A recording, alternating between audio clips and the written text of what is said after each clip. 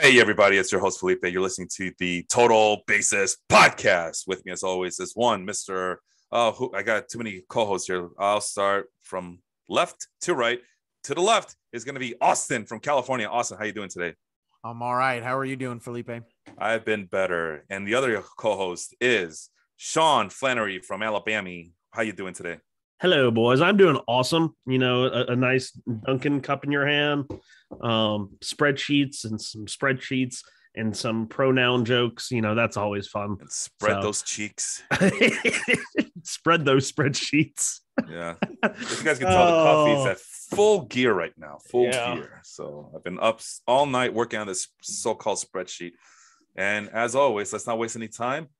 Well, first and foremost, Sean has to give me permission to share the screen. Oops, that's a mea culpa. But there you go. We are talking about the 2022 ATC projections for starting pitchers as we continue to get ready for the upcoming season, trying to see if we could find any hidden gems or maybe warn you people about any pitchers that we do not want to touch with a 10-foot pole or even a 6-foot pole or a 5-foot pole. My crane. No. Anyway, so you guys can see my screen. I see. Oh, okay, you guys can see my screen, and you're gonna notice at the top of the very list here is always gonna be Jacob deGrom. Like that's gonna be a running theme. Juan Soto was just like hitters. Last week. I mean, last week was the same way. Well, Juan Soto for the hitters, Jacob deGrom for the pitchers. Care to predict who the top guy for relief pitching will be? I say it's gonna be Josh Hader. Emmanuel Clase. Ooh. I was gonna say Hader too. Oh. Oh, right. I thought I was going to have a little bit of reinforcements on that one. I mean, you got a ooh from me, ooh la la from me. So, ooh la la. And that's despite the fact that ATC Ariel Cohen's projections has Jacob deGrom at 23 games starting. Yeah, so he's kind of wary of the what do you call it? The injury past, the injury history. Sean, you're a Mets fan. Are you concerned about Jacob deGrom's injury history? Well, you see, I think it's less of a history and more of just a. It's a history. No, because from before 2021, the last time he had a major injury was, I believe, in 16, and that he missed like a month and a half over that. Now, I believe it was 19, he missed, I think, one start, but never even were on the IL, or he might have missed 2 starts, but never. They just skipped him one week. But 21 was like a whole different beast because at first he said, "Oh, it's his oblique," which he dealt with, I think, in 18 or 19, just missed a start, didn't go on the IL. And then he was swinging the bat, hurt his shoulder. But they're like, okay, he's like, I can still pitch. And they just didn't let him swing. They did the same thing with Taiwan Walker. He pitches great for a month and a half, all the way up to the All-Star break. Leaves that last start before the All-Star break early. Said his arm felt more fatigued than usual. Several MRIs later, which he said caused even more discomfort in the elbow based on how it's held in the machine. I don't even know. They said it was sprained, but it's recovered. There were people that were saying it had a partial tear. I don't know what to think about Jacob deGrom, but I just know that even if he gives you 60% of the top guys' innings, he's still likely a top 10, top 15 pitcher. Even if he gives you 60% of the 200 innings. Well, I have him on my team on the in the points league, head-to-head points league. I have no choice but to keep him. I am concerned that I haven't seen any. I don't want to say progression, but it just feels that way. It seems like we last left off with him having an elbow issue, and it still looks like he might have an elbow issue. There was no surgery. Was there any treatment as to what they did with that? Just rest and recover. Oh, yeah. Because what it basically was that the only thing the MRI showed majorly was inflammation, which with that, you can give a couple of injections and he could have pitched in the last probably 2 weeks of September. He even said that he was on record with a reporter in the offseason saying, I would have pitched. But of course, by that point, the Mets were out of it. And so they just shut him down for those 2 weeks. All right. I went ahead and sorted by game started, and you got 2 lefties up on the board there, Eduardo Rodriguez and Julio Urias, projected to get 32 game starts. I'll ask Austin, who would you prefer to get, Eduardo Rodriguez or Julio Urias? Julio Urias. Yeah. And look at this, Sean. Remember Julio Urias, Walker Buehler? I used to bash those guys all the time for being too soft. Now they're at the top of this list. Well, you see, the game started. I love Julio Urias, but I'm not sure if he's like a a lock for 32 game start. I think we're kind of glossing over a lot of his actual injury history. And like, I feel good about Eduardo Rodriguez. I feel good about, where was the other guy that you just mentioned? Walker Buehler. Texas Buehler, yeah. Yeah. But like Kyle Hendricks, I think will make 30 plus starts. Monsis, if he doesn't get suspended, sure. Flexon, sure. But guys like Urias, Dylan Cease, they're still really young. Yeah. They've had their own, history of not being able to perform or their performance being lessened due to injury. So it'll be interesting for them for sure.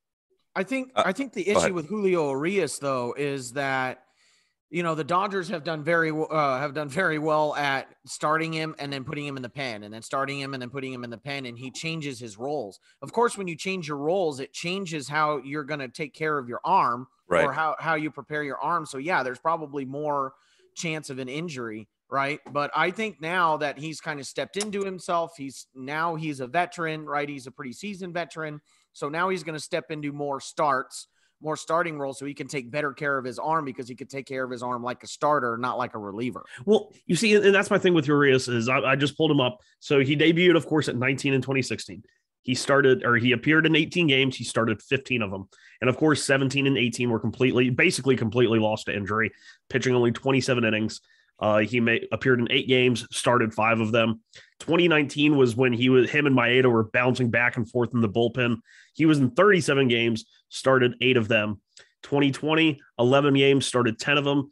This is the first year he's ever started more than 15 games in a season. And I just feel a little iffy of just locking him in for 32 starts. I feel good about it, though. I mean, like Austin says, he should have a set role this year. And he's been working his way up to this moment for him to be an anchor on that. I mean, if Walker Buehler can do it, who was also getting like kids club treatments with the piggyback pitchers, I think Julio Urias can do it as well. The reason I turned off the screen, my share screening abilities, was that I forgot to conditionally format the ages. So let's look at the ages really quick.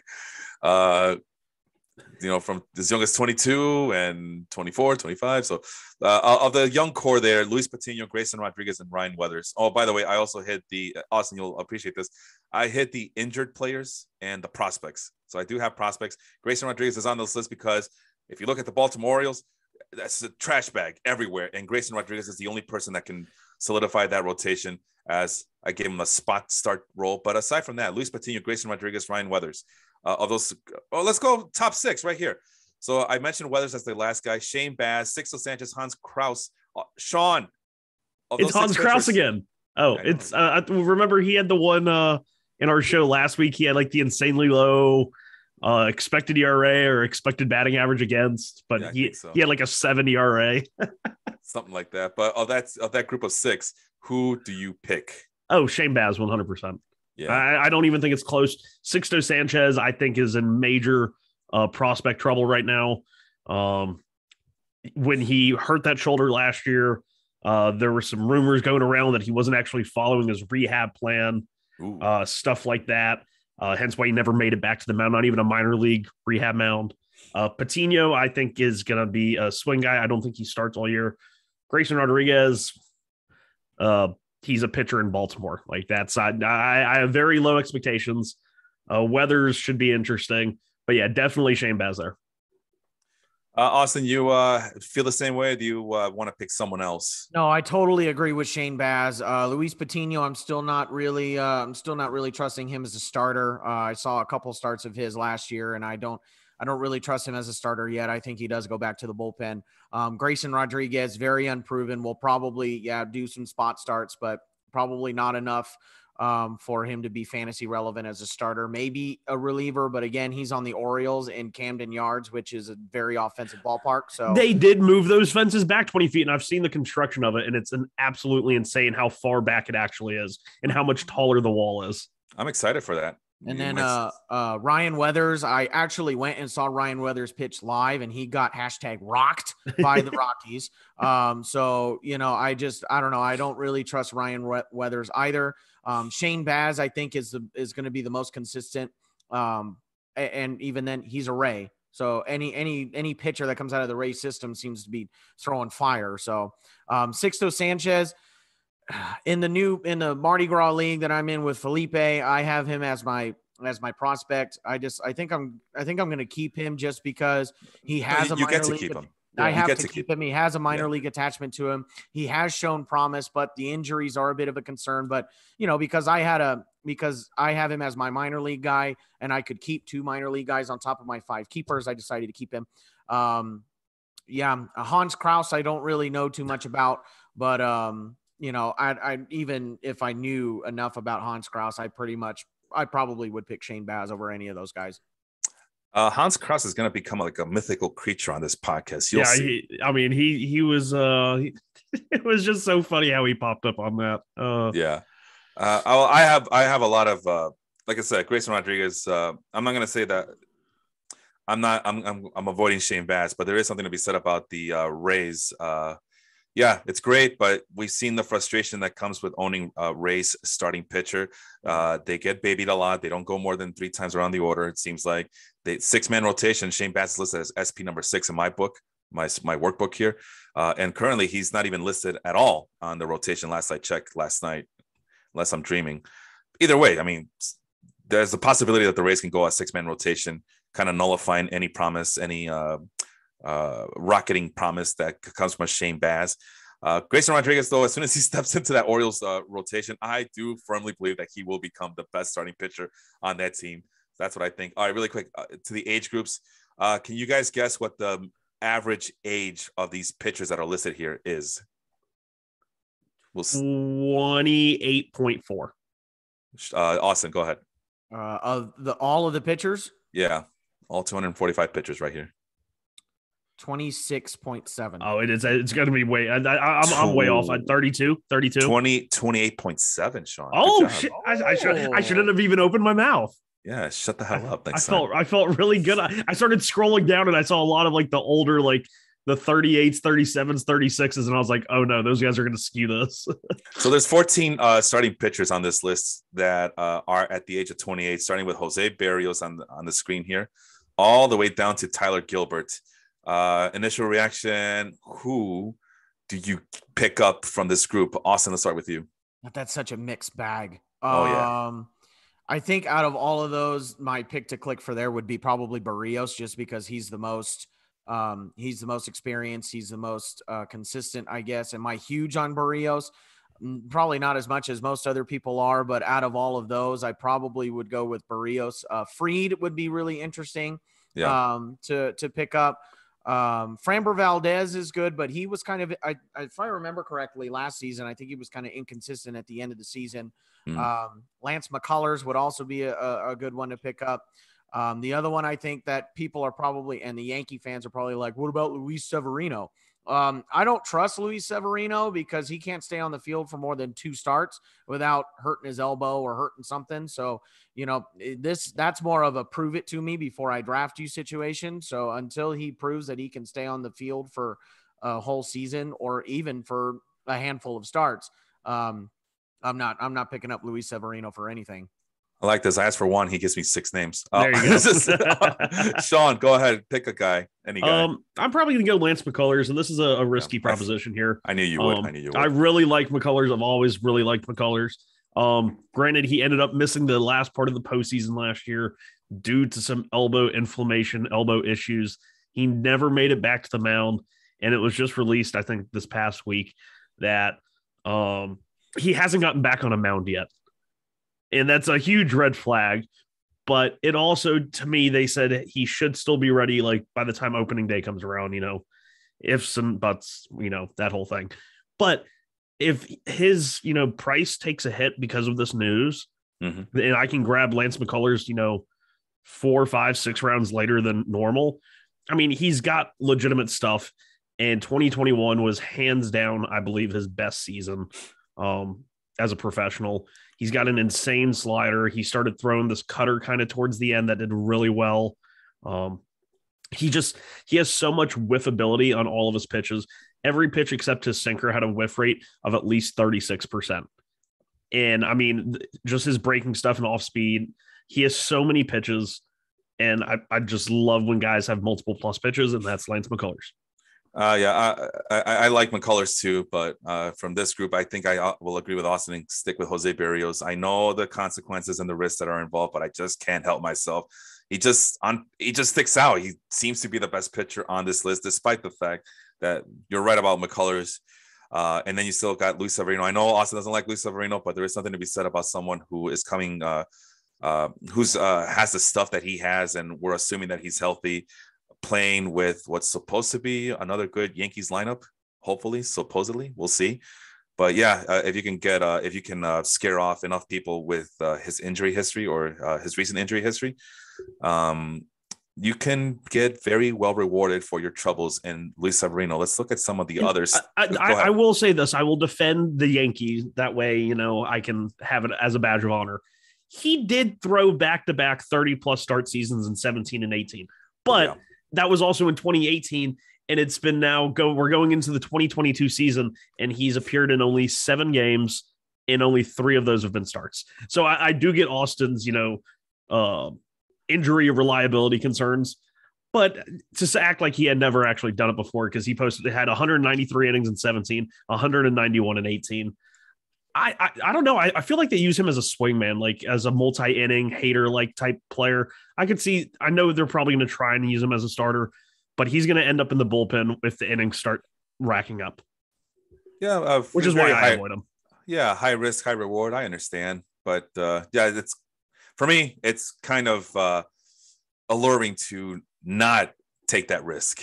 I'm sorry. I feel like I have to take that risk if the situation comes up and he's there compared to some of the other pitchers.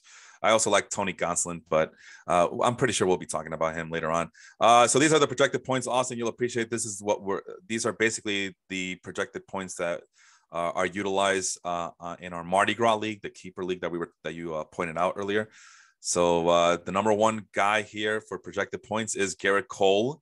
Let's start with Sean. Sean, buy or sell Garrett Cole being the number one points getter in fantasy points leagues? I think that's a relatively safe bet. I don't think it's going to be a 70-point gap between him and the next guy. I think that the second or third place could easily be, another great year, but with more innings from Corbin Burns. I think Zach Wheeler really showed something in the second half, increasing his strikeouts and just in pure volume. I think he could lead a lot of points leagues just from his volume. But yeah, I mean, it's very probable Garrett Cole will be number one in points. That I don't doubt that, but I don't think it's going to be a huge gap like it is projected here. All right, follow-up questions to you then. There's Garrett Cole, Max Scherzer, and Shane Bieber as the only 3 starting pitchers who will get 500 points. Obviously, these are just projections. One of them, you know what I feel like, Sean? It feels like one of them will get to 500 points. One of them will not get to 500 points. And the third guy might just fall off the face of the planet.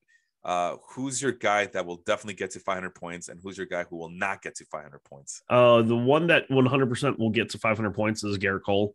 The one that I think will fall off the face of the planet is Shane Bieber. I like Shane Bieber, I really do. But last year it just left a weird, I'm not sure how much I trust him, because to this point, he had the good 2019. And then he was, insane in 2020. And then this year he only makes 16 starts. And I'm just like, okay, what are we getting here? And I'm really not sure. I thought he was actually older. He's only 27, so that makes me feel a little bit better. But yeah, I'm questionable on Shane Bieber, especially at the price. What's his ADP according to this? 32. Yeah, I'm not drafting Shane Bieber at 32. I'm getting a hitter there, or I pray to God I've already gotten somebody else in front of him in terms of pitching. What about you, Austin? Same question to you. Who is more likely to get to 500 points? And from that list that I just gave you, Garrett Cole, Max Scherzer, Shane Bieber, and who is more likely not to get to 500 points? Most likely, I think the safe bet is Garrett Cole, for sure. Okay. I mean, I don't think you can bet against Garrett Cole, but I'm going to go with Max Scherzer does not make 500 points. Yes. Because of his age and the fact that he's on the Mets now. So Nets. Hey now, I mute myself for 5 seconds to have a sip, and it's like they knew it.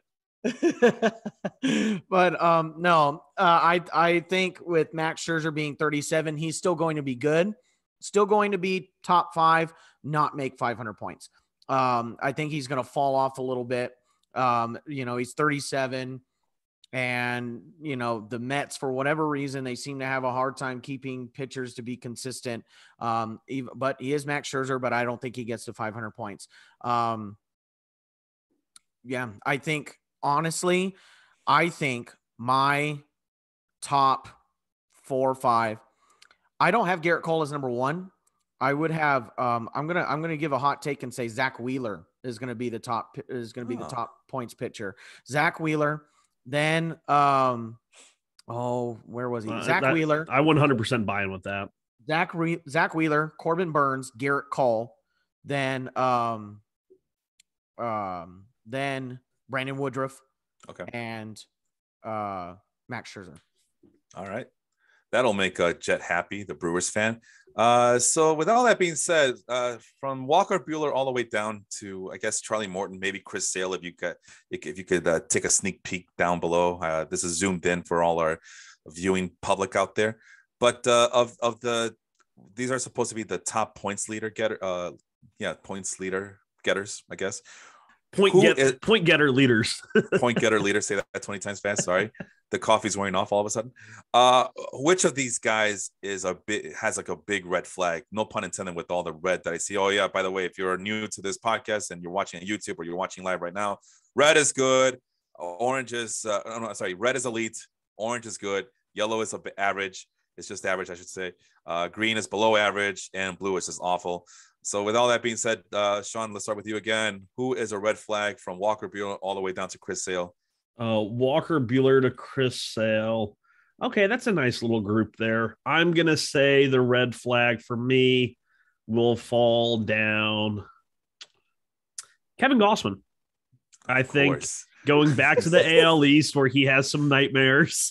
And I said that like just without even thinking about all of the Gausman conversation we've had over the years, Felipe. But the big contract letdown, I think the same thing's going to happen to Robbie Ray. I think that those guys are coming off of just such great years. And I know Gausman does a little things different with his splitter to make sure he keeps it, in check and he doesn't lose it at all. But he's going to one of the most stacked offensive divisions in all of baseball. That's tough. I mean, he left probably one of the weakest in a very friendly pitcher's ballpark. And I've heard that they put a humidor in at Rogers Center, so it plays a little bit more pitcher friendly. But I don't know. I think Gausman will be like one of those guys. He could lead the league in wins, but have like a 4 ERA because I think their offense will be that good. What about you, Austin? Who's the red flag on this list, on this top 25 list that you see here? There's a few of them that come out, but I'll leave it to one since you guys are killing me with he's giving me 6. 37. 37 players. I like all these guys, and I hate all these guys. The red flag for me, this guy is older and he relies a whole lot on the fastball. And I think he had a really good year last year, but Lance Lynn relies a lot on the fastball. And I think now that he's had a really good season with the White Sox, I think that they are going to focus more on Lance Lynn and realize that he relies a lot on fastball movement, which is great, but you also have a lot of hitters that can hit the fastball really well. So do I think Lance Lynn will be good? Yes. I don't think he'll be number 18. I think he'll drop. My guy is Yu Darvish, just because I had him last year and he left a very sour taste in my mouth. And Sean brought it up last year. He probably cheated and didn't want to get caught. And we probably saw what he does without the sticky stuff. So yeah, I also know that like Yu Darvish is kind of like at around pick 100. I think I'm okay with Darvish there, especially like in years past where he was, more between like 40s and 70s. But after the down year, he gets a full year to really kind of rework what he's doing. And a guy that has 8 pitches, like he honestly needs to figure out what 4 he likes most and just throw those 4. Yeah, I mean, it could be that simple, but we'll see. I mean, Yu Darvish it took him a while to kind of regroup after the debacle in 2017 against the Houston Astros when he was a Dodger. And it was a nice feel-good story when he was with the Cubs. And then it just kind of disintegrated. But you know what? He's not the only one. I mean, Brandon Woodruff also kind of fell off the face of the earth for my team as well. Not that I'm grumpy about it or anything. I'm just saying. Hey, I traded for Darvish down the stretch last year. I traded for both him and Molly, however you want to say his name, thinking that they would push me across, and it, alas, it did not happen. And then they both got traded off in the offseason. So, oh well. Let's see. I got Wade Miley and Dylan Bundy. These are guys, in terms of the projected points, they're the most average point getters. At least in terms of projections. So from number 81 all the way to number 104, Sean, let's start with you this time around. Is there a guy you like on this list? 81, that's Taiwan Walker, all the way to Dane Dunning and Steven Strasburg. If we were to go like slightly above that, I know that's not within the rules. 79 is Bailey Over, and I will always sing Bailey Over praise. He's going to be like one of the best strikeout to walk guys out there. He will give up some home runs, but if I'm going to stick it in that group that you told me to, it's going to be Noah Syndergaard. I don't care. It's Noah Syndergaard. If Noah Syndergaard is on the list, I will always pick him. So I'm going Noah Syndergaard. That's complete homerism 101. That's how you do it, boys. All right. Austin, do you have a homer pick for us too or no? This list is tough. No, I mean, I would really love to do a homer pick, but again, I don't trust the Angels pitching staff. Syndergaard, I think he'd be the sexy pick. But I think for more than one reason, by the way. I mean, have you seen those locks, man? Have you seen him without a shirt and without his pants? Whoa! Tying his hair in a nice little bun. Man bun, yep, there you go. Brings a whole new meaning to Thor's hammer. Whoa! Have you seen his hammer? Oh, I'm not talking about his tools either. I was about to say, yes, I've seen his curveball. You think that's a cup, but that's not his cup. No, that's something else. My God. Oh, no. You talk about his movement on his fastball. Have you seen the movement? Okay, let's go. God. On his curveball, you sickos. Come on. Oh, God. The hammer. The guy that sticks out here that I like is Mike Clevenger. He's 31, coming off a season where, he didn't pitch at all. Some rest. Yeah, he was injured. But Mike Clevenger before he was injured was really good. And I think especially where he's at right now, if I were to draft Mike Clevenger right around here, I think I'd be okay with that. If he was higher, I would say no because of his injuries but right here, I think Mike Clevenger sticks out and could be really good. He could be a very under the radar good pickup. Well, since you guys get to pick 20 names, watch out for Alex Cobb with the Giants, as I see that there's a projected 388 FIP. 20 names. I picked one. I picked two-ish. Yeah, you made me go up and down the list here. I'm like, where are we going? Up or down? Up or down? Anyway, Alex Cobb, he has a 388 FIP projection. Alex Cobb, I don't like him a lot at all, but he's with the Giants. He's in the right ballpark. So that might be something you might want to keep an eye on, just because of the team that he's on. And the guy I'm going to go with is Huascar Ynoa. I can't help it. And it's interesting that Austin reacted.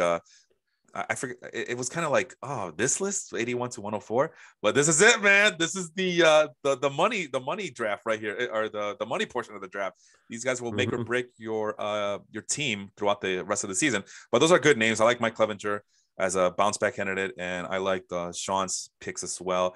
Now it gets really interesting. Let's go be like Jacques Cousteau and go underneath the very depths of the sea. Oh, God. So the lowest guy here is how the hell did Kyle Wright get here? Oh, right. He was the only spot starter that I did not put any projections on, thinking I didn't need to put it on. Oh, well. So what was I talking about? Okay, so the low guys are Ryan Weathers, Hans Kraus, but yeah, we don't need to talk about those guys anymore. Let's keep going up a little bit. Peter Lambert sucks. And then we get to Dean Kramer at 109 projected points. So from Willie Peralta all the way down to Dean Kramer, let's start with Austin. Who do you like on this list? Is there anybody that is criminally underrated based on Ariel Cohen's projections here? Based on where he goes, Matthew Boyd. Oh, I'm going to go with Matthew Boyd. He needs a team first. He needs a team. It's very, very dependent on what team he goes to. I will pick a 1B and I will go with God. I'll go with this one's hard. You already gave me one name, man. Yeah, so I that's gave all you was one name. looking. I'm going to stick with Matthew Boyd. We're going to go with Matthew There Boyd. you go. There you go. Depending on where his team, what team he goes to, but I think he'll do pretty good in a new environment. I'm going to go with Matthew Boyd. I'm pretty sure Sean agrees with that. He's been on Matthew Boyd's bandwagon for a long time. Sean, who's your guy here? I'm going to go with the guy who I'm not even picking projected as a starter. I think he will go to a bullpen, and I think he could be a very good reliever. Maybe not a closer, but a multi-inning guy. And really, there's two of them here.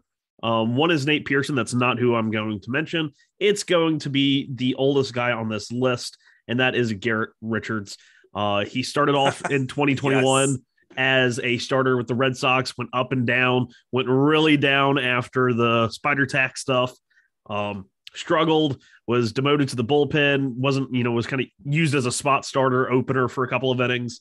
And then in the last 2 months when Boston was trying to make their postseason push, he was a big part of that bullpen. And he did really, really well. And we've been saying for years with Garrett Richards and just his ability to spin the ball with or without, sticky stuff, whatever you want to say. Because right. even though the active spin on it and it wasn't actually contributing as much, he was getting such good results on the slider and curveball just because he put so much on it, I guess would be a good way to say it. And he's always had the good velo. And I think now is the time that he could really extend his career. He could go to a bad team and be a really good closer. And so I think Garrett Richards, out of all these guys, I'm picking Garrett Richards, but it's not as a starting pitcher. It's as a reliever. All righty then. There's a lot of good names out here, despite the low projected points. Lots of guys with high strikeout and lots of guys that we already talked about. But the one guy that sticks out in terms of the colors of the rainbow, that is my spreadsheets, it has to be Matt Brash, who's listed as a spot starter on my book here. The K9 is pretty intriguing at 9.54. Hits per 9 allowed is 8.19. So let me just double check something. Is that because it's mostly because he's projected to come out of the bullpen? Yeah. He's only going to start 27.6 of his games. But there's a lot of guys like that on this list who are more bullpen guys than starting pitchers, and they're gonna be spot starting or maybe even pitch 3 or 4 innings at a time, just because that is the nature of the beast that is Major League Baseball nowadays. So that is going to be someone I'm going to keep an eye on, not necessarily draft right away, but definitely someone I want to keep my eye on for the rest of the season. Let's move on just a little bit above the ocean water here. We got Alec Mills at number 165, all the way up to Nick Martinez at 144. Sean, you'll appreciate that Nick Martinez is what do you call it? The projected 5th starter for San Diego over Chris Paddock. What number is he at? 144. Nick Martinez is. Oh, okay. Gotcha. Yeah. And Austin, you'll appreciate that after we talked last night, I did add number 155, Dan Straley, onto the D-backs as I believe he kicked out Tyler Gilbert, or is it Tyler Gilbert from the D-backs? One of them. They have a rotation in flux now. Yeah. So Austin, let's start with you. From this list, from number 144, and then guys, you're gonna do me a favor, just call out the ranking that your guy is at, so I can get a better view as to where they are. So from number 144, Nick Martinez, all the way down to number 165, Alec Mills. Who's your guy? The guy on this one, I think, is going to be probably the sexy pick out of this list, but you got to go with sexy every once in a while. I'm going to go with number 156, Aaron Ashby of the Brewers. Yes. I really like Aaron Ashby. I saw a couple starts from him, and I've read a few articles as to he's the next guy that's coming out of the Brewers. I believe he's going to start in the bullpen. But I think but they're trying to make room for him in the rotation. So I think they are going to eventually put him in the rotation. The other thing that I like about this is projected numbers, 10.61 K per 9 and a 0.81 homers per 9, as well as 7.5 hits per 9. Now his walks per 9, 3.96 is a little bit concerning, but at this low, with some of the numbers and some of the projections that he has and some of the hype that's around him, and the fact that he's in the Brewers rotation with Corbin Burns and Brandon Woodruff and all of those, I like Aaron Ashby out of these people. Now we got to be careful with these projections because Aaron Ashby's numbers are mostly based off the fact that he will be working out of the bullpen. But the same thing with Matt Brash. It's the Brewers. They're gonna utilize him as a long man out of the bullpen, and who knows? Maybe they'll add him as a 6 man on the rotation. So. But we talked about him last year, and it seems like we keep talking about him. That's a guy that all three of us really like, and it's a very sexual episode of the podcast. As you guys were, when we were talking about Noah Syndergaard, I wanted to point out that Jet said that he was already rubbing his nipples together because we kept talking about the Brewers, and now we're talking about Aaron Ashby. So yeah, Sean, who's your guy from 144 to 165? Who do you like here? I don't like any of these people, but you gotta like someone. I have. It's gonna get to that point. Yeah, I know. You got Nate Pearson, who is like the young version of Garrett Richards, who we just talked about. But I'm probably going to go Spencer Howard here. I think he has I think he has the best chance to start out of a lot of these guys. Former, huge top 100, top 50 prospect, was part of the deal that sent Kyle Gibson and who was the reliever, Ian Kennedy, to the Phillies last year. Only made one start, I believe, for Texas down in the minors. It was just like a 2-inning ramp-up type deal. And then he ended up starting 15 games for Texas, and the results weren't too pretty. But I'm going to chalk that up to first time ever being traded, literally debuting with that team after 2 innings in the minors. I like the stuff. I like the fact that he has 4 good pitches. I mean, they're all pretty solid. His command was never as bad as it was in the majors. Mm-hmm. The home runs have been an issue before in the past, but his ground ball rate was as low as it's really ever been in his professional career. So I'm a little interested in that. Definitely want to do some digging, but I feel like Texas has this aura around them right now that now might be a good time to hop on some of the Texas Ranger guys, because it looks like they're really going for it. And, that can be a huge just mental mindset change for young players. Instead of like, oh, I got traded to this team, they traded their stars, I'm a prospect coming back. No, we just signed Corey Seager. We just signed Marcus Semien. We got John Gray. We're going for it. And I think that raises everyone's mental level like one step up, especially the young guys who'd be like, hey, this team's going for it and they're starting me. Like that's going to help AJ Alexei as well. You see, I don't think I know they still have. I was just looking at that. They have him as number 4. AJ Alexei, I feel like isn't actually going to start for them. I think they signed like 1 or 2 more guys. I do like Taylor Hearn in the top 3 of that rotation, but I think Howard's definitely sticking in it.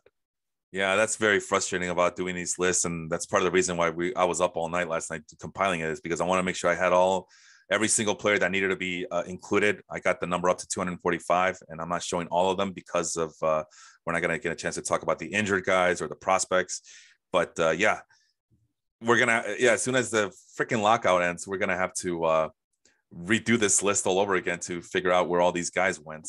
At the very least, to update where maybe a guy like Kwang Young Kim, if he ever gets signed. It's the first free agent I see here at number 145. If he gets signed, I think he's going back. I want to say. Yeah, I want to say he already signed, but I'd have to look. All right, it doesn't matter if he's not on a major league team. I'm going to delete his name from here. But this is what we got to work with because of the stupid lockout.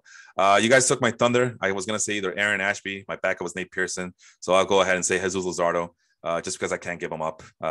He's been a guy I've been targeting, and he's been on my prospects radar for a very long time now. It's a make or break. I mean, he's only 24 still, but yeah, it definitely feels like it's a make or break season for him, whether he becomes a bona fide starting pitcher or he goes and becomes a lefty bullpen guy. I'm still hoping that he becomes a legit left-handed starting pitcher in Major League Baseball. All right, so let's move on. Let's go to some of these rate stats. This is the thing that sucks about. Okay, so Kim's still a free agent, by the way. Okay. Figured I'd let you know. Yeah, that's what sucks about this. Zooming in all the way through to 130%. Just I can't get the points. I want to get the points here. So let me unfreeze and then refreeze, right? But I'm going to go ahead and sort it by strikeouts per walk. That's always an interesting way to go about things, is that strikeout per walk ratio. So let's take a quick look as I kind of modify this a little bit just for aesthetic purposes, if you will. There we go. There it is. Strikeout per walk ratio. Guess who's at the top? Jacob deGrom. The only one with a 6-to-1 K per 9 ratio. And of course, number 2 is Garrett Cole. So New York runs baseball and ruins baseball, as we learned yesterday. But Sean, what about Clayton Kershaw at a 5-to-1 ratio at the advanced age of 34 years old? By the way, mind-blowing statistic of the day. Clayton Kershaw and Jacob deGrom are both 34 years old coming into the season. Yeah, but I was looking at that the other day, and I'm like, Clayton Kershaw has to be the oldest looking 33, 34-year-old I've ever seen in my life. Yeah. So will he get to that 5 strikeout per walk ratio there? I think he easily can. I do think he goes back to the Dodgers like very shortly after the lockout ends. And he is a guy that, like I told you, I traded for Darvish and Molly down the stretch to push me across. They didn't help me. I jettisoned both of them in a deal that brought me back Yelich and Kershaw. I think Kershaw still, especially in points leagues where he doesn't walk people, the strikeouts are down, but I really like Kershaw still. Like, he hasn't shown us that he can't pitch. I mean, he pitches less than he usually does, but I mean, all of the results, I mean, he's still insanely good. So yeah, I really like Kershaw. I think he's going to be a sneaky value in some drafts. Austin, is there a guy with a very good K per walk ratio that is concerning to you on this? Let's see. Let's go down to let's move it down a little bit. So from Max Scherzer at number 4 all the way down to, let's say, maybe even Joe Musgrove at number 26, if you could see him a little bit. Is there a guy that kind of, you know what, you already talked about Max Scherzer, so let's drop it down. And from number 5 Corbin Burns all the way down to 26 Joe Musgrove, who's your big red flag here? Number 10 Justin Verlander. Ooh, okay. Just because he's 39 years old, he's coming off the injury, he hadn't pitched in a year. We don't know what we're going to see out of Justin Verlander. Yeah, we may see the Justin Verlander of old, but he's also 39 years old. So, you know, we're going to see a different Justin Verlander for sure. The problem is, what Justin Verlander are we going to see? Are we going to see the Justin Verlander that mows down everybody as he goes up there? Or are we going to see more of a Justin Verlander that kind of moves toward, like, not necessarily Zach Greinke, but, you know, more of, you know, he's going to be more contact. He's going to be, you know what I mean? He's not going to be blowing everybody away. In that case, I think his value drops because the big pull for Justin Verlander is his K per 9, right? Or is his strikeouts. Yeah. And I don't foresee Verlander getting as many strikeouts as he used to, especially with the age that he's at and coming off a season where he didn't play because of injury. So the fact that he's way up here, that concerns me. And I don't think I would pick Justin Verlander way up here. I don't think he's going to get as high of a K per 9 as is projected. So his projected K per 9 is at 10.32. So one of the double digit guys. I don't know how few or large the list is anymore at this point. But so what, you don't think he's going to get to double digits K per 9? What's your predicted K per 9 for Justin Verlander then? Low 9s to high 8s. Oh, okay. So you're talking about that's a mega drop. So somewhere between Sean Manaea, Julio Urias at 8.97, and maybe even Bailey Ober at 9.08. Yeah, I could even see him hitting like Logan Gilbert down there at 9.38. Okay, that's fair. I mean, that's not too bad, I guess. Yeah, but definitely not. I don't see him. I don't see him hitting 10.32. I don't see him hitting double digits. My guy is John Means, just by default. I mean, Chris Paddock, I guess, but it just depends if he wins the starting rotation slot from. I forgot his name already. That's Nick Martinez. Yeah. But I guess my guy at number 16, John Means, just because he plays with the Orioles, the projected strikeout is kind of low. He does have good command, and that's why his K per 9 is at a 4-to-1 ratio. The home runs are a big concern, especially if you're in a home run league. But again, like Sean said, they are moving the fences back up a little bit. So we'll see if this number actually comes true or not. But let's go. So what's the average K per 9? I believe it was, 2.94 is the average. So let's go down to see who is. I didn't get to pick one. I was so excited for mine. So sorry. Oh my God. I was sitting over here hoping you guys wouldn't pick my guy. And the one that's literally the biggest red flag is Carlos Rodon. Oh my God, his own team coming off a career year where he was the hyped guy for years, and then he was hurt, and he finally has a career year, and his own team doesn't give him a qualifying offer. That's mega red flags. So the velo is definitely dipping down at the end of the season. Yes. You look at his K per nine, he's projected for 11.1. That's insane. And granted, his 2021 probably bellies that a lot. But he has a 2.9 walk per nine, which if you look at these top 25 is by far the highest among the list. So if his walks per nine stay in that same area and those strikeouts come down to the high nines, he's in trouble. He is definitely in trouble. Although I do say somebody like your Sean Manaea, who you mentioned, I think he's still safe in terms of K per walks just because he doesn't walk anyone. Same with John Means. But Carlos Rodon doesn't have that skill. Right. So I think he is easily the biggest faller, potentially on this list. All right. I was so excited for that. And you were like, oh, let's scroll down. And I'm like, no. Shame on me. The average K per walk on this list. I thought I was back at work with my fifth graders. I didn't get to pick one. My hand was raised. The most average pitcher on K per walk ratio is Jake Odorizzi. Again, that's more projecting because they're projecting him to be a bullpen guy, but he's listed as a long relief guy. So I added him to the list as a potential spot starter on the Houston Astros. But from number 74, Tyler Mahle, all the way down to number 97, Adam Wainwright. Sean, we'll start with you first. Who is your pick to click here? Who do you? This is 74 to what number? Where's my 97, list? 97. 90. Okay, 74 to 97. Who do you want people to pay attention to this? I think. Unfortunately, I don't think his own team will pay attention to him. But I really like Tanner Huck. Damn it. Yeah. Sorry, guys. But, because right now the guys in front of him in the rotation are, I shit you not, it's Rich Hill and Michael Wacha. Those are the two guys that he has to beat out. I think he can easily beat out Michael Wacha literally day one. Rich Hill I'm kind of interested in, but I really wish the Red Sox would just let Tanner Huck be a starter. Let him be a starter. If he falls flat on his face, then put him in the bullpen. Just give him the damn chance. Don't throw Michael Wacha and his 3 home runs per 9 out there every 5th day. No, give Tanner Huck a chance. Give Tanner Huck piece a chance. Okay. Austin, who's your guy that you want people to look at here?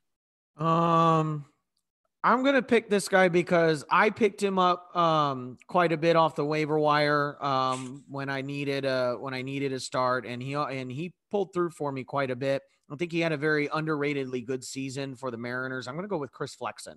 Ooh, yeah, we talked about him nauseum on last week's episode. As Sean's a big fan, so yeah, I can value his quantity, not necessarily his quality. And I mean, you're still a bigger fan than I am. I'm staying clear. But Austin, why are you all in on Chris Flexon then? I like Chris Flexon, like I said, because last season I picked him up on the waiver wire a few times when I needed a start. I always seemed to gravitate towards Chris Flexon when I needed a start like that, and he always pulled through for me. And there were some times where one of his starts would really help me win that week. So and I don't think anybody's going to be really paying attention to him very much. I would say Chris Flexon as a very, you may even draft him as like one of your later round pitchers, or you could pick him up on a waiver wire as a spot start. He does really well against the Angels for whatever reason. That's why he knows. Yeah, every time he went out, I think he gave up. He didn't give up very many runs against the Angels. The Angels always had problems with Chris Flexon, and they're in the AL West. But no, I like Chris Flexon, like I said, because I always had good luck with him. Does that mean other people had good luck with him? No, maybe I just got lucky with him. But I liked that he was able to help me out whenever I needed him. Yeah, just check out last week's episode if you haven't. Sean goes really into good detail about Chris Flexon and all the positives that come with getting Chris Flexon at a very low value, very low price, just to say. So high value end there. I just want to read a comment from my guy Jed from Wisconsin. Aaron Ashby, right? It's Aaron Ashby talk. This Sean, you already know this season it's all going to be about Aaron Ashby. Last year was Nick Madrigal. I forgot who the year before was. Who was the year before? I think year before was Nick Madrigal, and last year was like Will Smith. That was our big thing, was Will Smith. Or was it? No, Salvador Perez was season 1. last year was Nick Madrigal ad nauseum along. I guess along with Will Smith. I think it was flip flop, but okay. No, because Salvador Perez was like, why would you draft Salvador Perez? And then he ended up having a really good season. And then you assume that last year I was going to pick up Salvador Perez again. Like, nope, you're wrong. Didn't pick him up in any of my teams. So, so Aaron Ashby talk here. Jet says Aaron Ashby is going to be a great spot starter and put in the rotation for the injuries, possibly the 5-man rotation if Eric Lauer doesn't come full circle. If it were up to me, I wouldn't even bother with Eric Lauer. I'd just put Aaron Ashby up there. But I'm not gonna question the way that David Stearns and company handled things up in Milwaukee. Did you guys see that? Speaking of which, if you go to the roster resource page, unless I'm completely wrong or I might have been hallucinating late last night to the wee hours of the morning, they picked up 2 guys for their minor league rosters for the AAA team, I guess, to fill in for first base. I know who one of them is. Tyler White and John Singleton. Wait, when did they sign Singleton? I forgot, but there he was in all his glory. I'm like, whoa, that's interesting. They got the 2 Houston Astros guys. And then I remember, oh, wait, David Stearns was with the Houston Astros before he got to Milwaukee. Yeah, and Tyler White last year was actually insanely good in AAA for Toronto. I was looking at guys from 2019 to 2021. Don't ask me why. It's a super deep league. And that was the first year player draft. But 19 to 21, they had to be in AAA, both or at least 500 plate appearances between those 2 years in AAA.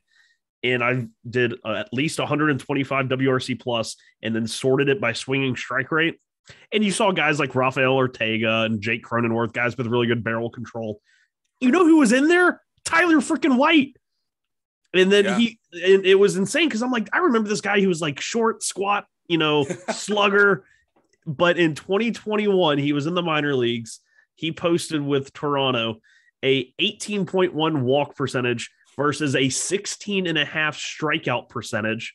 Good for a 292, 424, 474 slash line. Only had 13 home runs, but I think my favorite part is he had 2 stolen bases. But yeah, I thought that was insane because I remember he was like at least I'm looking back at his minor league nows with Houston. Like he was walking more than he struck out pretty consistently. Yeah, at one point he was a highly sought after minor league player. I just remember him being more like the slugger, though. I guess Singleton was more of a slugger, but still. Yeah, and Singleton was also highly regarded. I didn't realize that he was drafted very late in the draft. But yeah, Singleton was highly regarded as well, and he kept getting busted for marijuana use, unfortunately. He was the one that had the contract. He was the first one to sign a contract before he actually debuted. I don't remember. Now you're getting into details, but no, those 2 guys were with the Astros at one point. Anyway, my guy Dylan season number 76. Like I said, I don't believe that progression and development and evolution of a player development is linear, but I can't help myself. That's the White Sox fan in me as I cover my Cubs logo beanie hat here. The White Sox fan in me is getting to the point where I can't help myself. I'm all in on Dylan Cease. He's going to make or break my season, and him and his awful command. I don't care. I cannot get away from the big, sexy strikeouts. So that's my guy. Let's move to the deep sea levels. Let's start. Where are we here? Let's start. Okay, so from number 1, Peter Lambert. We talked about him kind of like in a blurb last week, right? And we decided that he sucks. So Colorado Rockies guy. Yeah, I think that basically summed it up. All right, let's go with Chris Bubich at number 177, all the way up to but then Kwang Hyun Kim is there. Oh well, so from Chris Bubich all the way up to Kwang Hyun Kim, knowing very well that he's not going to be in the majors this upcoming season. Austin, let's start with you. Who do you like on this list? Don't start with me. All right. You need some time? I can go back to Sean. I need a minute. I don't like anybody on this list. These guys suck. This is a lot of contact guys, but if I had to pick one, it's going to be a guy who I briefly mentioned just a few moments ago, and that will be Taylor Hearn. He's a really interesting guy to kind of look at. Lefty. He was in the bullpen a lot. He's 6'6". He's going to be down there at 174. Oh, thank you. Right above Chris Bubich. I see him now. Thanks. But yeah, 6'6" lefty, tall, lanky, pitched in 2020 as well out of the bullpen. Had a K per 9 then of nearly 12. The walks were a little bit high. And I'm pretty sure looking back at his minor league career, he's always been about a 3 walks per 9 type guy, hot mid 3s, but he has definitely strikeout stuff. Mhm. And last year, he kind of got thrown into the rotation in the second half after being in the bullpen the entire first half. Had mixed results. I want to say he was definitely better in the bullpen before they moved him to the rotation. He had a 3.5 ERA as a reliever in 53 innings. And then as a starter, he had an ERA of 5.8. But I think with a full offseason preparation of going back and being a starter, I like Taylor Hearn, and he has one of the higher K per nines of like anyone in this list area aside from Justin Steele. But I like Taylor Hearn. I think he's a sneaky guy to look at. Austin, if you don't have anyone, I can just keep going up if you want. I'll go with another one that has a higher K per nine than most of the people. I think all but one person on this list, and simply because he's going to be on a rotation. That's one of the better ones. I'm going to go with Tucker Davidson of the Braves at 171. Okay. He's on the Braves. He's young. He's 26. He can still, kind of figure it out a little bit. He's got a projected K.9 of 8.31. His walks are a little high, so that'll probably, that'll spell you some issues. But, with this low, at this low, his ADP is 566. So, you could, if you could pick him up for the strikeouts and see what he does. He's also got a low projected home runs per 9, which would be really nice, and a lower projected ERA than most of the guys on this list. So I'm going to go with Tucker Davidson just because he's young. He's on a pretty decent starting rotation, and his Ks per 9 are projected to be high. Let's see, Tucker Davidson. Okay, yeah, he is listed as mostly a starter. So I thought maybe there was some issues. Yeah, I was shocked there. I went and I looked at their roster resources. He's listed as SP5. Granted, that his spot could be in flux once free agency starts back up. I have heard that Atlanta's looking for possibly one more starter. So. It just pisses me off because that means I have to redo this whole stupid thing over again. Anyway, Nick Martinez, the more we make fun of him, the more I see his numbers. Like, you know what? He might be a guy, but I can't help but continue to trust the people who were highly regarded prospects at one point in their lives, and that's Matt Manning. For no other reason that he was I was trying to decide between Matt Manning or Tucker Davidson. Yeah, it's slim pickings here. So let's move up a little bit more, and then we'll see if we can move on to the next categories at a quick manner. So let's start from 2.25 with David Peterson at 155, all the way up to 134 in Sammy Long. Austin, you want to start? Or you want to see to Sean there? I think I'm going to go with more of the safer pick. I mean, I like Luzardo down here simply because he's on the Marlins. He's 24. This is a make or break for him, but I think him being in a different team will spell well for him. But I'll go with the Gonsolin. I like Tony at 141. I like Tony Gonsolin. He's always been kind of a safer pick. I think, mid to low, type of pitcher. Yeah. Projected K per 9 of 9.33. He always, kind of limits his hits pretty well. And he's on that Dodgers pitching staff. The Dodgers pitching staff is always going to be pretty good. He's projected to have a spot, but he could also go back to the bullpen. So you may have a starter reliever. He may qualify for both depending on what league you're in. I think I'd go with the safe pick here and go with Tony Gonsolin. All right, Sean, you got a guy for me or no? Yeah, I like David Peterson here, I think. He was always a guy that when he was drafted, polished, command first lefty of a lot of people made. Oh, he's left-handed. He's 6'5", 6'6". He's Mark Burley. I even did that once or twice. But in the minors, he was this heavy ground ball, sinker, slider. But then I talked about this, I'm pretty sure in an episode last year.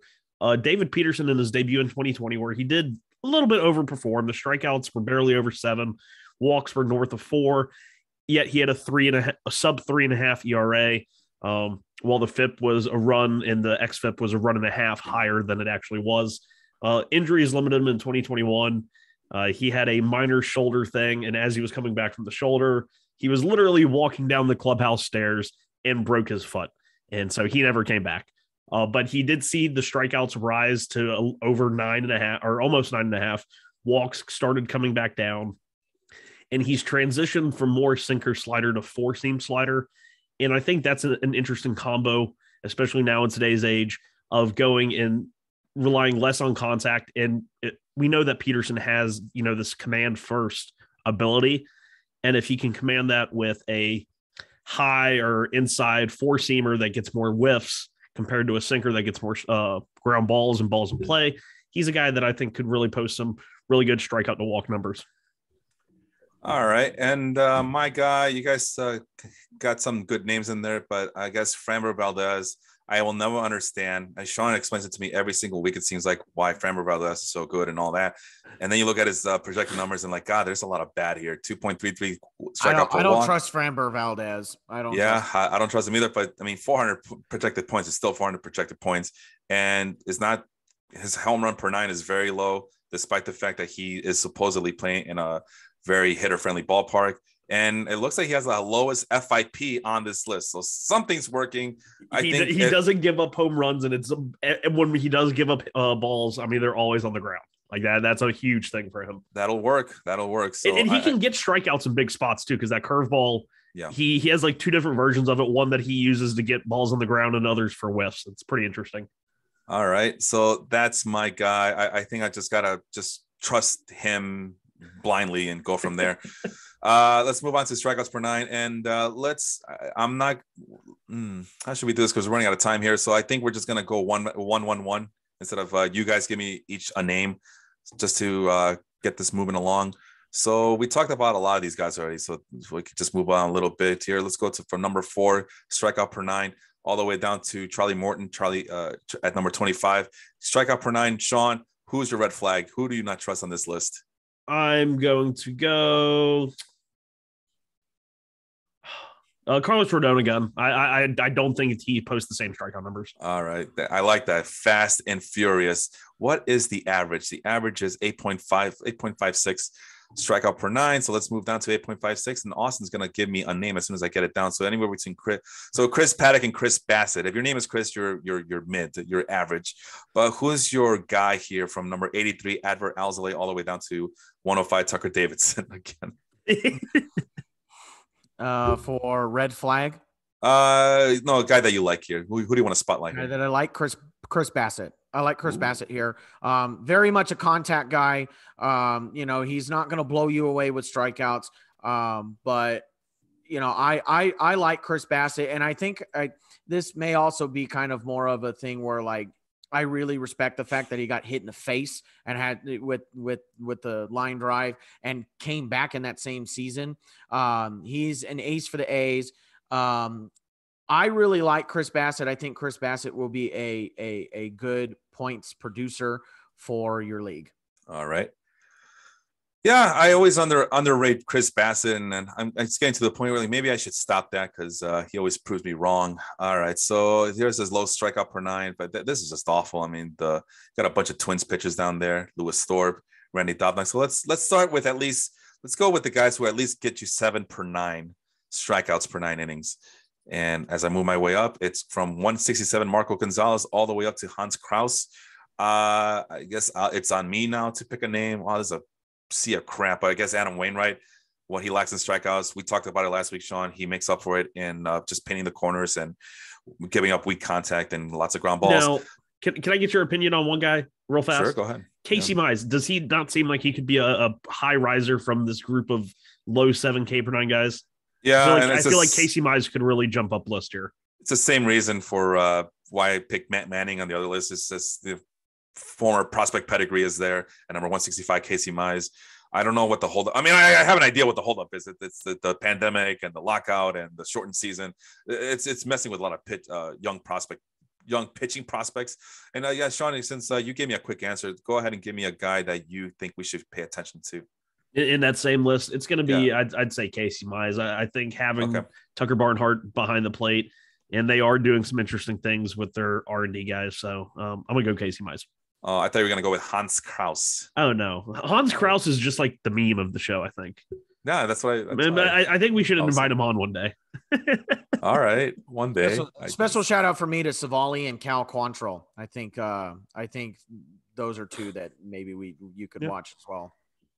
Yeah, if you're the Guardians, you are gonna yield low strikeout totals, but you're gonna I don't know. Shane Bieber will make up for it. and you're going to produce in other ways anyway, because that's what the Guardians do, or the Galaxy. All right, this is these are the control freaks. So from number 4, Ryan Yarbrough, all the way to Tyler Alexander, Austin. Give me a guy you want to spotlight on this list. These are guys who don't give up a lot of walks. I'm going to spotlight. Well, I already did Savali. Well, good or bad, whatever you want, good or bad. Just give me a name. Let me see. Let's go number 18, Zach Plesac. I'm not quite sure about him. He's one that I'm like, he's good, but I don't know if he's going to be super good. I mean, he is another Guardians pitcher with low Ks. But I don't know. I think I'd pick Quantrill over Plesac, but that's somebody you could watch, and you could pick up in the lower rounds, and he'll probably produce enough for you to justify him picking up in the low rounds. Listen, man, Aaron Savali, Cal Quantrill, Zach Plesac, they're the same guys. They're a hybrid of each other, I guess, at this point. What is the most average walk per nine? The most average walk per nine is 3.02, I believe. So let's go down to 3.02, and that would give us right to Alex Cobb. Again, I keep telling you guys, new team, new Alex Cobb, corner of the Cobb.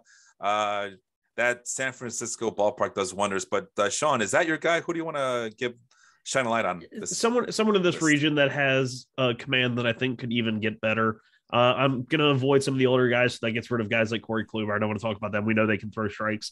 I do think an interesting name here, it will be Tylor Megill. Jolly Olive on YouTube did a really good video comping Tylor Megill's journey through the minors to Jacob deGrom's. Megill was called upon last year, just kind of the last second, just spent 1-2 starts in AAA before he came up. But he ran out of steam. He had never thrown more than, I think, 90 innings in his professional career, and he threw a little over 100 this year between the minors and majors. Solid fastball, very good slider. The changeup will be key for him. But also, I do think his command is much better than what we saw last year, and I think we'll see it this year. Just a quick shout out to 3 guys that we mentioned on the episode last week, Sean. Tarek Skubal at number 90, Shane McClanahan at number 97, and John Gray at 102, not to be confused with Life Group member John Gray, who's in our Basketball Life League. But, we got to talk about it. Trevor Bauer at number 89. He was cleared of all charges from what I understand, right? Well, I mean, yeah, the suit was dropped. MLB still has its own investigation. I'd expect anywhere from 30 to 60 games. But the issue there is what will the Dodgers do? Which will be very interesting. What's his ADP? 294. It's very high. If he's there after 300, I'd probably pick him. Ooh, wow. I don't know, man. I don't think he's going to be there after 300. He's a big name. Austin, you have. He is going up. That's the thing. But if by some chance I'm in a league and he drops to the 300 area, yeah. I would be shocked if he ever drops to 300. It just, first of all, he's a likable guy for some ungodly reason. People love the motherfucker. I don't understand why. Somebody in the Baseball Life group over on Facebook said he has a very punchable face, and yeah, he does. I 100% agree. He's the kind of person that if you're friends with him, you wish you weren't friends with. That's who Trevor Bauer is. Austin, what do you think about Trevor Bauer? Does he play? Does he not play this year? I don't think he plays. Ooh, I like that. I don't think he plays. Bold. He's got too much crap swirling around him. I think the Dodgers release him, and I think it's going to be a whole big deal, but I don't think Trevor Bauer plays. Like that, short, sweet, and to the point. And now let's go to the murky waters. Nice spotlight really quickly. I've been waiting for him to be on a list. He was on this. He was on that group. Alec Manoa. What number? I'm sorry. He was numbered. Where is he? I saw him. I've been looking at him. Where is he? All right, I got you. Just talk about Manoa. I'll find him. Anyway, Alec Manoa. There he is, 106. Alec Manoa, I watched Alec Manoa. I watched a handful of his starts. Dude's got a wicked slider. He's got a really great slider. He's got good control for as young of a pitcher as he is. I really like Alec Manoa. Your pick to click, I believe. I saw Felipe. I saw on the post on the original post announcing that we were coming on today was Steven Strasburg. Mine is Alec Manoa. That was a joke, by the way. Oh, whatever. Well, mine's serious. I really like Alec Manoa. I think Alec Manoa is going to rise and really prove to be one of the better pitchers of in the MLB this season. I really like, again, I'm just going to say it over and over again. I like Alec Manoa. Can I throw some cold water on his Manoa stuff? Why not? You do it all the time. That's what I do best. You do it for Alec Manoa. We get it. No, I do like Alec Manoa, but holy shit. Before 2021, he had only thrown 17 professional innings. And of course, he was, alternate site 2020, but he didn't pitch in any professional games. In 2021, he's made 3 starts in AAA. 3. Granted, they were freaking awesome. He made 20 starts at the major league level, throwing 111 innings. Add that to his 18. He threw 129 innings after never throwing more than 17 in a professional season. And his ADP is inside the top 100. I'm sorry, no matter how much I love his potential and I love everything about Alec Manoa, his stuff, but holy hell, the price and the fact that if he goes to ramp it up for another big season, I'm not sure. I think he might just fall flat. And I don't like him at that price. That's my issue with Alec Manoa is the price. All right, let's go back to the murky waters. That is, do we want to talk about any guys with a walk per 9 over 4, Sean? Oh, let me see where those guys are. Oh, it's all these guys right here. I'm sure there's there's not that many. Christian Javier, I like Christian Javier. I am drafting Christian Javier everywhere. Javier too. I am drafting him everywhere. And again, just note, a lot of the projections here are based on the fact that he is projected to be more of a bullpen guy than a starter. Don't get me started with that. That pisses me off so much because he's so good. Yeah, I know. All right, let's move on to let's go to 375 or higher. So 3.75 walk per 9 or lower, I should say, because we're going in reverse here. So, oh my God, Hans Kraus again. No, I don't want Hans Kraus. So we talk about subliminal messaging in this show. Draft Hans Kraus. Oh my God! Everywhere we go. All right. So from number 168, Dakota Hudson, all the way up to Luis Patino. Who do we leave off? Oh, have I said a name already? Oh, I mentioned. Okay. So let's start with Austin again. Austin, who do you like here, or don't like? Give me a name, any name. I don't care. Who do I like? Who do I don't like? Just whatever sticks. I think. I like, what is Tristan McKenzie's ADP? 2 something. I see it here. It's 229. 229.6. I like Tristan McKenzie at that price. Okay. He had a pretty decent season last year. I saw a couple. I mean, I'm not saying I'm writing on his. I think he was flirting with the no-hitter. Did he throw no hitter? He didn't throw one, but he had one that went into like the 6th or 7th inning. But I'm not sure if that was last year or 2020. But he did have one of those games. I don't remember, but he did flirt with one. I think I personally like. I like his stuff. He's 24. He's young. I think he's going to put some stuff together, especially on a rotation like with, Shane Bieber, and he's on the Guardians, so they're going to have a good rotation. I think at that price, I think Tristan McKenzie is worth it. I would pick him up in a late round starting job, and I think he could produce for you pretty well. All right, quick shout out here to Adrian Hauser, who that was basically our episode last week. We talked about him at nonstop, both good and bad, mostly good because Sean really likes him. Freddie Peralta, he's with the Brewers, so he definitely is a guy that we all like here. There's Dylan Cease again. Who's the other guy? Michael Kopech, despite the high walk per 9. I almost went with Kopech, but the high walk per 9. I had a good season with Kopech as my reliever, but then he kind of got injured, so I had to drop him. But yeah, I do like Kopech as well. Penciled in as the number 5 starter for the White Sox, so hopefully this is the year that he puts it together and becomes the second piece of that Chris Sale deal that hasn't materialized yet. Yoel Moncada being the other guy. Drew Rasmussen and Luis Patino are the names worth noting. Hits per 9 really quick, going from lowest to highest. And there's a lot of guys that we talked about, including one Christian Javier. Again, most of those the extremely low hit per nine that Christian Javier shows here is the fact that he'll be coming out of the bullpen according to these projections. He's always in the minors, even as a starter, because he has that really weird invisible fastball that he keeps up the zone. It doesn't give up a whole lot of hits. It gives up some home runs. But yeah, the issue with it is a lot of people don't swing it anymore, and it does appear to be a ball even a lot of times when it's in the strike zone. Christian Javier, I'm looking to see what his hits per nine per career. Does Fangraphs even do that though? I don't. Yeah. Right here. You keep going. I'll pull it up. I appreciate it. It's a who's who of guys here who just are unstoppable. So it's really no point in. What I want to say is, and I saw him. Is he on here? Yeah. I would say be careful with Shohei Ohtani.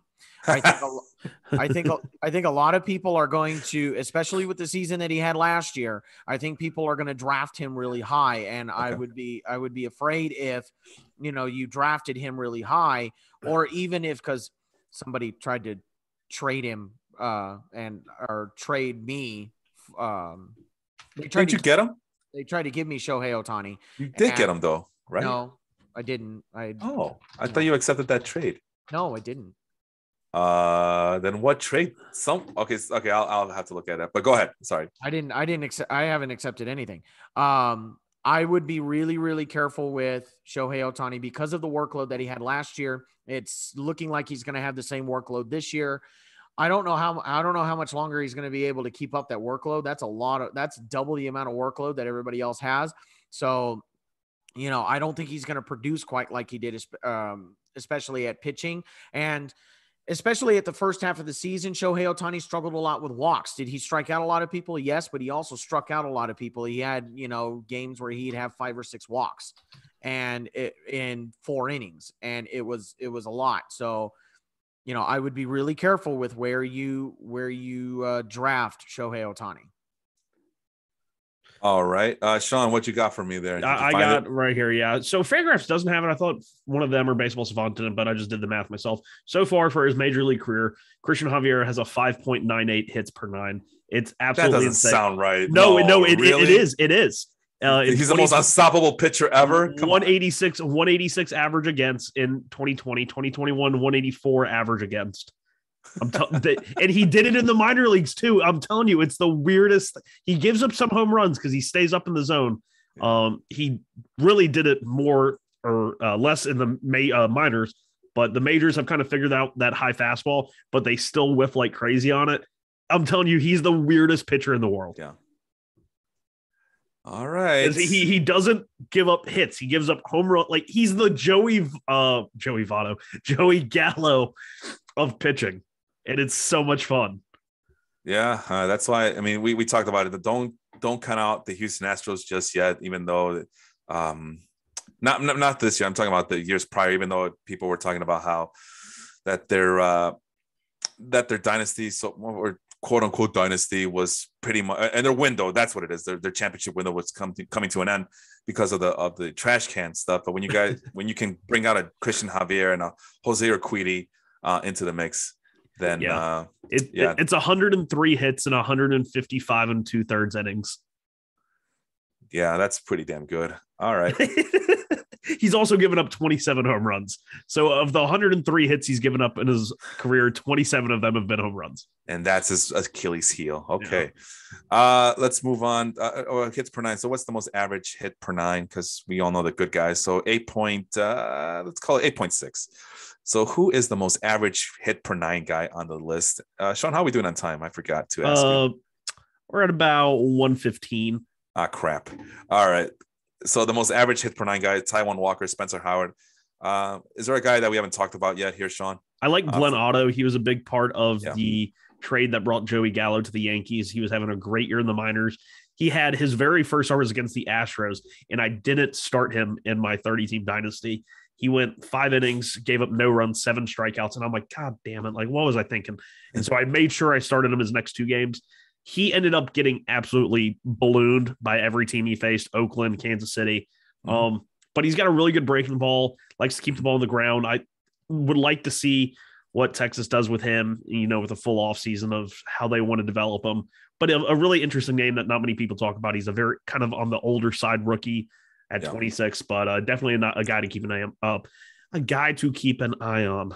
Yeah, it's definitely a person that when I was doing this late last night, I was looking at the Rangers rotation and all the pitchers that might make an impact this year, and Glenn Otto was a guy that I had to add on to this list. Let's go down deep sea diving here. Let's go. Oh, I don't want to do that. 9.34 hits per 9 innings. Austin, is there a guy we haven't talked about yet from 156 up to 134? Sorry, 156 is Willie Peralta. 134 ranked here is Brady Singer on hits per 9. Let's see. I don't think I have. I mean, the big name that jumps out is Zach Greinke.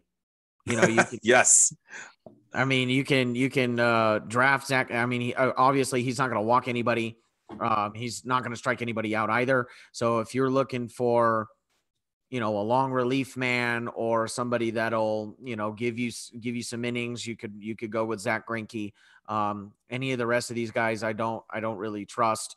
You know, you could look at, I guess you can go Marco Gonzalez too. Marco Gonzalez up there at 140.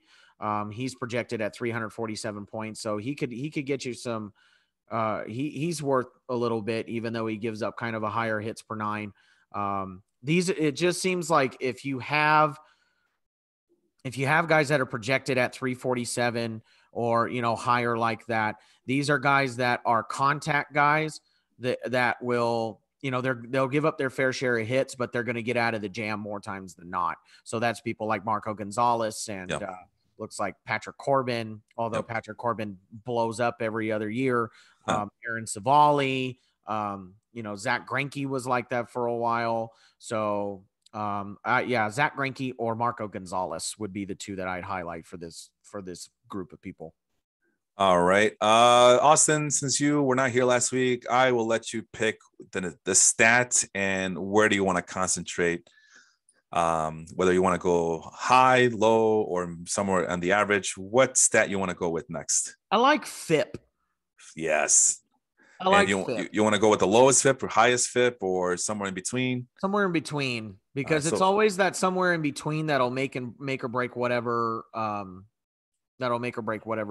your season will be. The average FIP on this list is 4.33. Like you're talking about. That's honestly believable though. That I mean, because most people, their FIP is higher than their ERA. On the whole, I guess. So.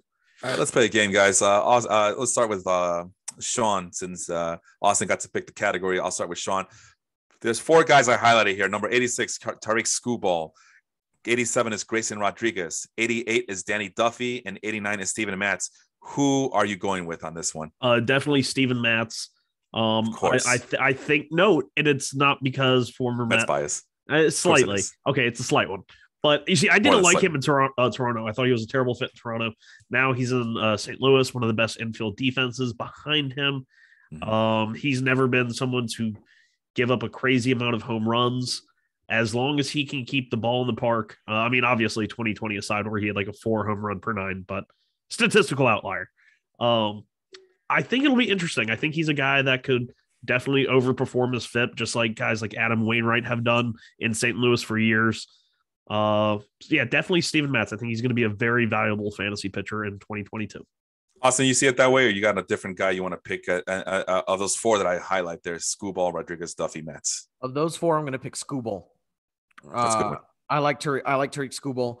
I think he's projected as the SP3 for the Tigers. The Tigers is everything about the Tigers is improving, or it was until they, you know, picked up Javier Baez. But, you know, Baez is a good defender. So, you know, he's a good defender at shortstop, and that'll help Skubal. And on top of that, Skubal's got is projected at 9.93 Ks, with just a little under three walks per 9. He might give up a home run or 2 with 1.58 homers per 9. I think that's a little high, especially with the fact that he's in Detroit. Mm-hmm. But his fastball gets absolutely smothered though. So while I do get the Detroit point, his fastball gets, I mean, absolutely plastered. So it'll be interesting to see if he ditches the 4-seamer for his sinker. I want to give hope that last year was his baptism by fire because they really needed him to step up, even though he wasn't ready. And he wasn't even supposed to be the best of those prospects. It's Casey Mize, Matt Manning, and then Tari Skubal was an afterthought. And Skubal outworked everybody on that rotation. And for his reward, he was getting pummeled, probably, being called up too soon. But I want to believe that was his baptism by fire, and that's all going to be better for him this upcoming season. So that's a really good pick. Everything will be better. Rainbows and lollipops and sunshines. Grayson Rodriguez is my guy, so he's going to get pummeled this year. But I just see Grayson mania just taking a whole of the country here with the Baltimore Orioles. I was about to say something, but I won't say it. Go ahead and say it. I was going to say the only thing that's gripped the entire country out of Baltimore is crack. Oh, that's from The Wire. No, wait, did you say crack or crab cakes? Crack. Yeah, crab cakes. Hey, I'm down for some Baltimore crab cakes. That's right. Who hates crab cakes? Sean Flannery. No, I love crab cakes. Man, now I'm hungry. Yeah, it is lunchtime around here. Let's do one more thing here, and then we'll call it quits. But I feel like we talked about a lot of these guys already. So let's go from a FIP of 489 with Rich Hill, Dick Mountain, or a FIP of 468 with number 146 ranked Martin Perez. Sean, let's start with you. Of those, 22 guys listed here, who do you want to spotlight, whether good or bad? And you're on mute, by the way. I'm trying to find it. I had gone to ADP for a minute. 146 FIP. Are you still on FIP? Yeah, still on FIP. This is the bad FIPs, but is there someone that I don't know. Oh yeah, I'm on the wrong side. I'll just look on yours because that's faster. I like Josiah Gray. We talked about him a little bit last week, I believe. Yeah, but definitely like Josiah Gray. 2+ breaking balls has really no competition in that Washington rotation. I like Josiah Gray. Austin, you got a guy you want to talk good or bad about on this list here? For the love of God, please nobody draft Dylan Bundy. The fact that he's projected as an SP1 for the Twins just makes me want to just slap the Twins. I swear, don't draft Dylan Bundy. He's not an ace. He's going to get blown up. Please. Dylan Bundy can't hurt you anymore, Austin. Yes, I know, but unless you draft him. Yeah, I ain't drafting Dylan Bundy. No, thank you. No, I can't help myself. Dylan Bundy, I slightly, carefully, reluctantly optimistic now that he's with the Twins. No, but you're right. If he couldn't survive what's supposed to be a pitcher-friendly ballpark in Anaheim, for some reason the Twins ballpark, even though it looks gargantuan, plays like a hitter park, I guess. Yeah. I don't know. Yeah, is that the case, Sean? Yeah, because remember in the last year of the Rabbit Ball in 2019 when Twins set the single season home run record. So yeah, what a weird team to set that to. I always thought that was like the weirdest thing in the Rabbit Ball, that of all those teams, it was the Twins that set the single season record. Plus, compared to everybody else, I mean, this is a yucky list. I don't like it. A lot of guys who can control their walks, though. I mean, you got Alec Mills, Tyler Anderson, who's a free agent as of right now. Ross Stripling. There's another guy. So I guess there's another guy I want to keep holding out hope for is Ross Stripling, even though he's up there in age, and it's been a long time since he was a promising Dodgers prospect. I can never let go of Ross Stripling. He's at number 159 there. So, and I think this is a good place to stop. Otherwise, we'll just keep going on forever talking about starting pitchers. I hope this was a very helpful exercise. Trying to give you some names you may have heard of before, and maybe give you some names that you should be careful about, names that you might have heard of before, and then superstar pitchers who have red flags, or superstar pitchers who are going to keep doing what they're doing. But mostly it was about getting you information about those guys, those non-household names, I guess I should say. Austin, tell the folks where they can find you. You can find me you can find me at the Baseball Life Group. You can also find me hosting my own show. Thank you to Felipe and Jacob Anthony Moses of the Step Back podcast for coming on my latest episode of the Round Trippers podcast. You can find me on Spotify, Apple Podcasts, anywhere you're listening to podcasts. You can also find me on Twitter at at round_trippers. Go ahead, stop by, give me a follow, say hi. And Round Trippers podcast. If I'm not doing this show, probably doing Round Trippers. All right. And Sean, where can they find you on Twitter? It's going to be at Sean Flannery, capital S, capital F, 13. Going to have the Total Bases logo podcast right there where you can see it nice and easy. If you want to talk baseball, talk anything like that, you can reach me there or in the Baseball Life Facebook group, where if you guys really want to have fun, come join us. Every Sunday morning, we do the show live there. We interact with guys like, could be even you guys. But Jet was a good sport today. Jacob hopped in, Stephen Carey jumped in.